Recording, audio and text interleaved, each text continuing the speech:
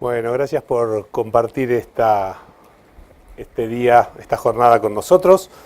Yo venía a hacernos algunas preguntas, y las preguntas que son es si un espacio puede condicionar nuestra conducta, si un espacio puede condicionar cómo nos sentimos. Es más, si un espacio puede modificar nuestra mente. La neuroarquitectura dice a todas esas preguntas que sí, y eso me ha dado mucha inquietud para informarme más, y eso es lo que quiero compartir con ustedes. Este señor es Jonas Salk. Ustedes dirán qué tendrá que ver el que descubrió la vacuna de la polio en esta charla. Resulta que Jonas Salk estaba trabajando en su laboratorio de Pittsburgh, que estaba en un sótano en la universidad, tratando de buscar la cura para la poliomielitis. Realmente no la encontraba, daba vueltas y no le veía salida. En un momento dijo, necesito un break, necesito despejar mi mente. Y se fue de viaje, se fue a Italia y se fue a este lugar, que es esto es en Asís, es el convento de San Francisco.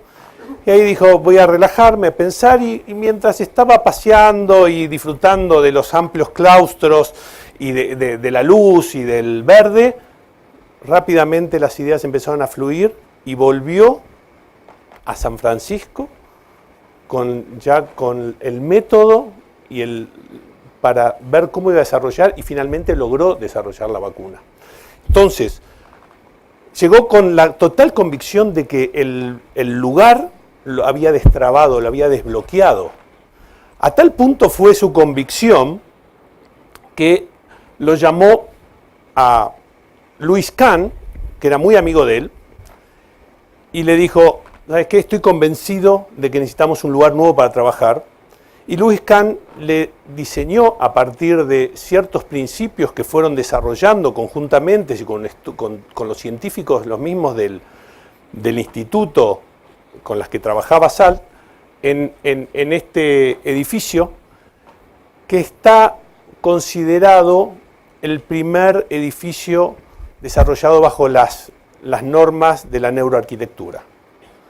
Y esto estamos hablando de la década del 50, mediados del 50. O sea que este tema ya está instalado hace muchos años, y yo digo, no solo fue el primer ejemplo de neuroarquitectura, sino también este lugar tenía una particularidad, que tenía un espacio especialmente pensado para que los científicos se reúnan a charlar, a tomar café, a conversar y a intercambiar ideas. Un lugar que normalmente en los edificios, y hasta hace poco en todas nuestras oficinas, era el peor lugar del espacio de trabajo, porque no querían que se vaya a perder el tiempo. Acá se convirtió en un lugar específicamente diseñado, y yo creo que también fue el primer coffee point de los espacios de trabajo acá en el Instituto Salk. Uno de los discípulos de Salk, que se metió de lleno en el tema de la neurociencia, escribió este prólogo de un libro que se llama Brain Landscape, que dice: afirmo que el diseño arquitectónico puede cambiar nuestros cerebros y afectar nuestro comportamiento. La estructura del entorno, la casa en la que vivimos, los lugares donde jugamos, los edificios donde trabajamos, pueden cambiar nuestros cerebros y afectar a nuestro comportamiento. Al diseñar, los arquitectos pueden actuar en nuestros cerebros. Yo digo, ya suficiente teníamos los arquitectos, ahora también tenemos que preocuparnos cómo afectamos los cerebros de los que usan nuestros espacios. Entonces, ¿qué es la neuroarquitectura? Es el diálogo entre los espacios y nuestra mente. ¿Qué se produce ahí? Cuando nuestra mente está influida, imbuida de todos los aspectos multisensoriales que involucran el uso de un espacio. Hoy por hoy tenemos la posibilidad de monitorear todo lo que pasa en nuestro cerebro ante distintos estímulos. Y esa información la podemos ir traduciendo en data que nos va a aportar algunas sugerencias de cómo el espacio afecta a las personas. Le voy a contar solamente 6, por cuestiones de tiempo, de cosas, de hechos que nos enseña la neuroarquitectura. La primera. Esto tiene que ver con un estudio que se hizo en Pittsburgh, si mal no recuerdo, que tiene que ver con tres tipos de espacios. Un espacio que estaba en una oficina súper austera, cómoda pero despojada. Un espacio enriquecido, quiere decir un espacio con láminas, objetos, plantas, y un espacio empoderado. El espacio empoderado significa que las personas podían ellas mismas ambientar el lugar donde querían trabajar.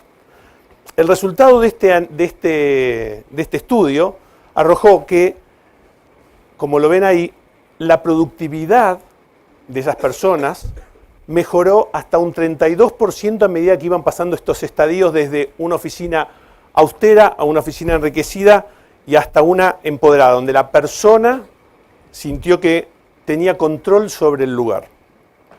Entonces tenemos ejemplos muy simpáticos como este. Acá están. Esta es la oficina de Zappos. Es una empresa muy exitosa de calzado, donde las personas realmente pueden personalizar y apropiarse de su lugar. Sí, la verdad que nosotros como arquitectos nos ponemos un poquito inquietos con este tipo de imágenes, pero funciona. Ahora, no todo está perdido porque hay otras formas de que la gente se empodere y se apropie del lugar. Esto es una oficina de Airbnb. Entonces decimos, llegó Airbnb, estamos más contentos, digital, nos sentimos como más en casa. Pero lo más interesante de esta imagen es que este es el call center de Airbnb. Esto, como ven, no tiene nada que ver con los call centers que son, parece como cubículos de gallineros comiendo todos y enclaustrados. La gente acá puede tomar la llamada en cualquier lugar, desde cualquier posición, porque están absolutamente móviles. Esto también tiene que ver con empoderarse y sentir control sobre el espacio y sobre lo que hago, cuándo lo hago, cómo lo hago. Segundo ejemplo. Otra imagen muy conocida de cientos de oficinas que todos hemos visto. Esto tiene que ver con la percepción del espacio. Cuando uno recorre un espacio, la forma en que lo comprende es por puntos de referencia. Cuanto el espacio es más simple y tiene menos puntos de referencia, me cuesta mucho más comprenderlo, dominar el espacio. Cuando el espacio es más rico, tengo más formas de entender el espacio. Es más, la mente trabaja, si yo recorro este pasillo para un lado, mi mente se va a activar neuronalmente de una forma, pero cuando lo recorro al revés, la mente lo percibe como un espacio diferente. ¿Por qué? Porque las referencias son diferentes. Entonces, cuanto más simple sea el recorrido o más anónimo sea, con menos puntos de referencia, eso genera una sensación de poco control sobre el lugar donde estoy, menos dominancia del lugar y por ende más incomodidad. Cuando un espacio tiene distintas posibilidades de explorarse, de recorrer, donde tiene un montón de puntos de referencia, la mente lo percibe como un espacio mucho más rico, lo aprehende en su totalidad y yo me siento como persona mucho más confortable en ese lugar y me baja mucho el estrés y la ansiedad, porque lo domino el lugar. Tercera opción. Altura de cielos rasos. Parece, uno dice, bueno, es lo mismo, un cielo raso un poco más alto, un poco más bajo, y acá en muchos edificios, especialmente de la vieja data en Santiago, cielos rasos increíblemente bajos. Hay un estudio que se hizo sobre cómo la altura del cielo raso puede afectar la capacidad de las personas de resolver problemas. Y uno dice, ¿tanto así? Sí, tanto así. Y nos dice que los espacios más altos generan pensamiento más abstracto y pensamiento mucho más creativo, por ende.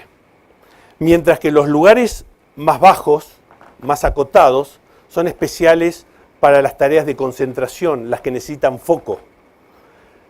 Y esto está absolutamente medido y estudiado por por distintos experimentos y mediciones. Cuarto ejemplo. Otro linda postal de oficina ochentosa. Acá, y esto casi, yo creo que nos siguen pidiendo una y otra vez esta oficina. No, la gente necesita su lugar, la gente necesita estar tranquila, no quieren que le interrumpan, no, necesita su individualidad. Pero hay algo que estas oficinas, que este tipo de distribución impide, que es el contacto visual. El contacto visual es la base de la conexión humana. Las personas nos interrelacionamos básicamente mirándonos. ¿Y qué pasa cuando nos miramos? Lo que dice la neurociencia, que se activan unas neuronas que se llaman neuronas espejo, que no se conocieron hace relativamente poco, año 1996, que las descubrieron casi por casualidad. Estas neuronas espejo son las que hacen que cuando vamos al cine y vemos una escena, no sé, romántica, se nos erice la piel, o cuando pasa algo triste, lloremos, es la que nos da la empatía con el otro. Pero también son las neuronas de la imitación, son las neuronas que hacen que nuestros hijos generen nuestros propios gestos y formas, porque nos imitan, nos ven desde hace... Por eso, inclusive muchas parejas que están muchos años juntos se terminan pareciendo mucho. Esto tiene que ver con las neuronas espejo. Las neuronas espejo son la base donde se construye, es como el ladrillo donde se construye la cultura. Y todo el tiempo estamos hablando acá de cultura organizacional. ¿Cómo hago yo para contactarme cuando quiero crear esto? Quiero crear empatía, quiero crear que la gente socialice, se conozca. ¿Por qué es importante socializar en la oficina? Porque tenemos que trabajar juntos, tenemos que saber, yo necesito saber cómo te tengo que pedir las cosas, cuáles son tus gustos, qué cosas te motivan. Si no nos conocemos, va a ser muy difícil que trabajemos en esta nueva era de los negocios, del trabajo y de todo lo que estamos hablando. Volvemos a la necesidad, el contacto visual. Entonces, las oficinas necesitan permitir esta situación. Quinto, formas. Las formas también condicionan la manera en que nosotros nos sentimos. Está estudiado, la amígdala es la estructura cerebral que está relacionada con el miedo. Y se estudió que ante objetos punzantes o formas agudas se activa, ¿no? Entonces las formas agudas en los espacios generan alerta, generan concentración. Necesito estar atento a lo que está pasando. Entonces, estas formas, cuando uno quiere lograr dentro de un espacio un lugar de realmente atención, estas son las formas adecuadas. Por otro lado, cuando necesitamos contención, cobijo, seguridad, las formas curvas y suaves se adaptan mucho mejor a lo que decodifica nuestro cerebro del lugar que estamos habitando.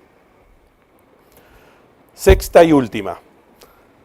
Acá tengo a mi amigo que es un cavernícola en un espacio moderno. ¿Por qué les cuento por qué este cavernícola aquí?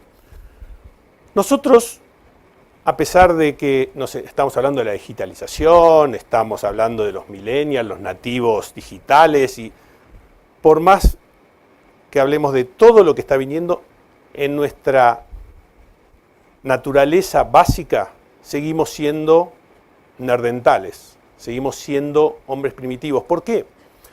Porque la genética con la que estamos construidos se desarrolló durante miles de millones de años. No, miles de millones no.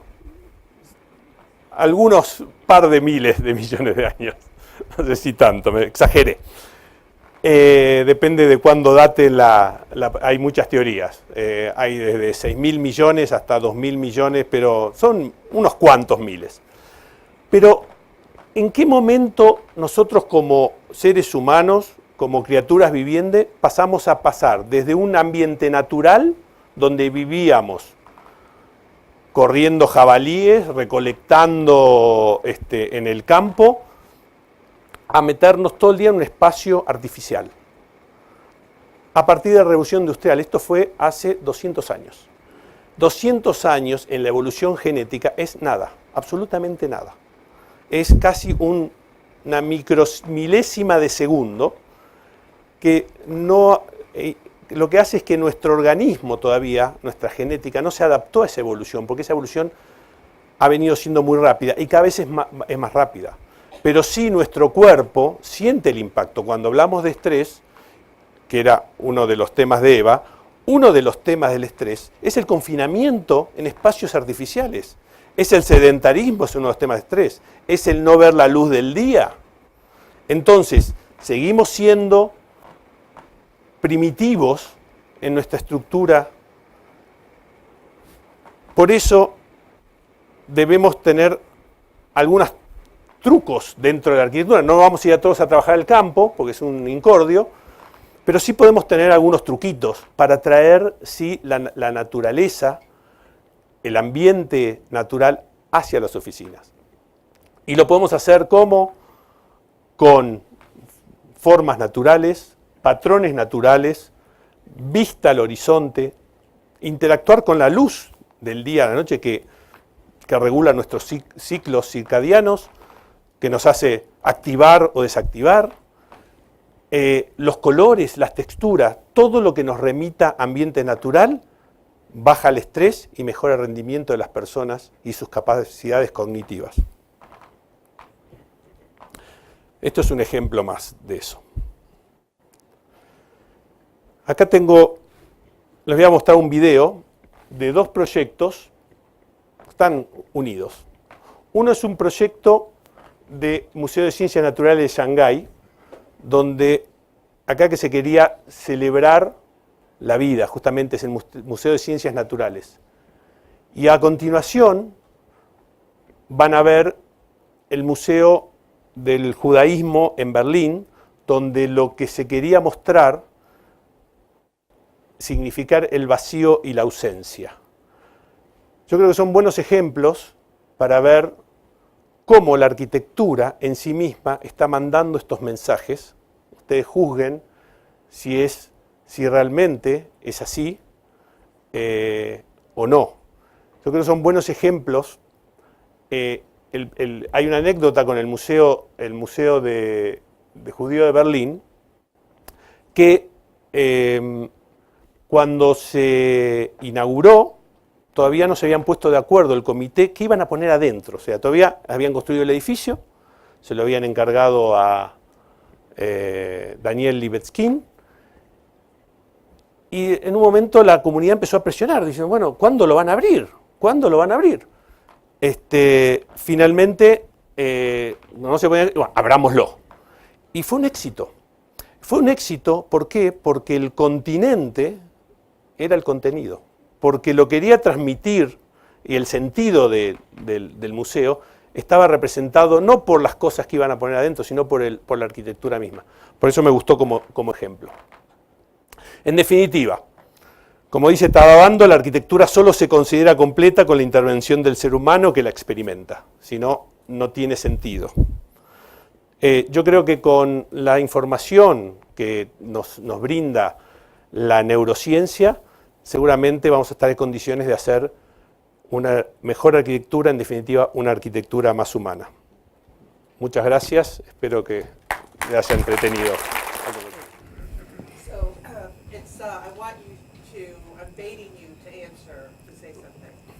a lot of our clients think that the color palette, a lot of our clients think that the color palettes that we choose are just random and it's whatever somebody likes.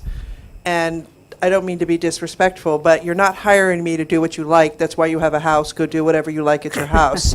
You're hiring me to do what works for your company. And so can you talk a little bit just about, I mean, color and things like that have a huge impact on people's perception and how important that is and how, as designers, we think very, very carefully about those selections. Eso es absolutamente así. Disculpa, Kate, te voy a contestar en español. Todavía es mejor que mi inglés.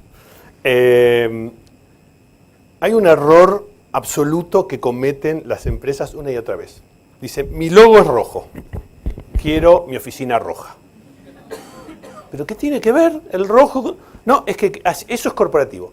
Lo corporativo no va por el logo, no va por pintar todo de rojo, y hay mucho de esto, lo hemos visto todos, sino que la identidad de una compañía es mucho más allá de un color corporativo. Tiene que ver cuando uno entra, y la compañía tiene que respirar su identidad.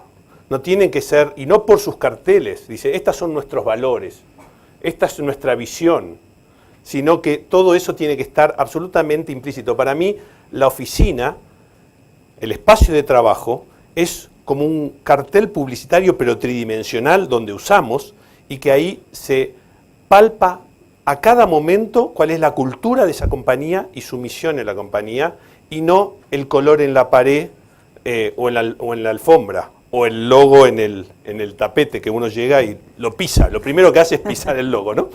Entonces, sí, el tema del uso del color no tiene que ver,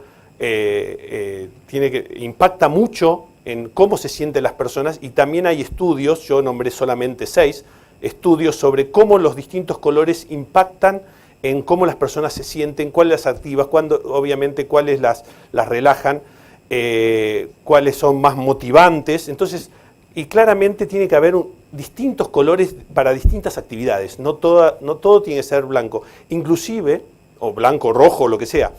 Inclusive también esta oficina aséptica total, blanca, donde no hay diversidad, también genera también está estudiado, genera una gran angustia, ¿no? Esta oficina absolutamente ascética, simétrica, blanca.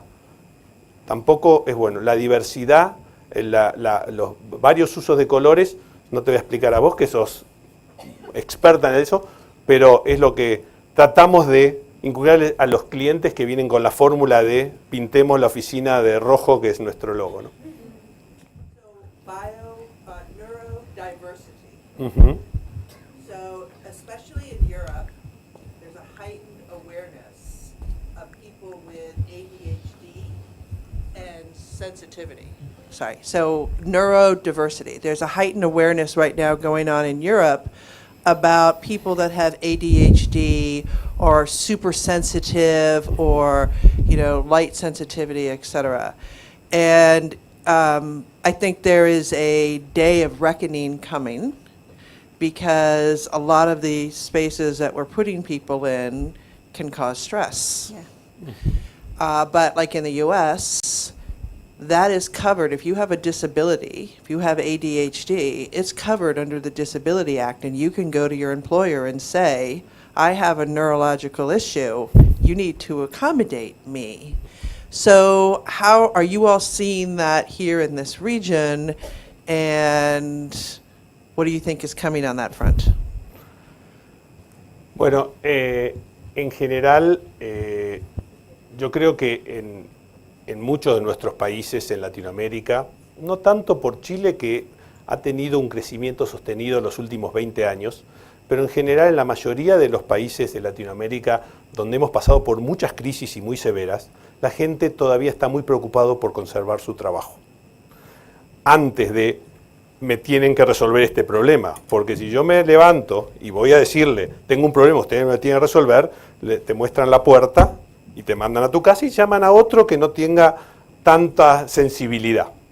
Ahora, yo creo que la respuesta igual, eso existe, y debe ser atendido, por más que hoy la necesidad de trabajar esté antes que el bienestar de las personas, porque esto es lo que está pasando, esto pasa en Latinoamérica, que es una situación bastante distinta a la de Europa y bastante distinta a la de Estados Unidos. Es que yo creo que la respuesta está en, y vos la diste hace un rato en tu charla, en la diversidad de los espacios y que la gente tenga la posibilidad de elegir el lugar donde trabaja que más le acomoda. Y no solo por su sensibilidad, sino por el momento del día en que esté pasando. Entonces, esa posibilidad creo que democratiza el espacio y le da la posibilidad a todo el mundo de generar un mayor bienestar. Bueno. Muchas gracias, Víctor. No, gracias.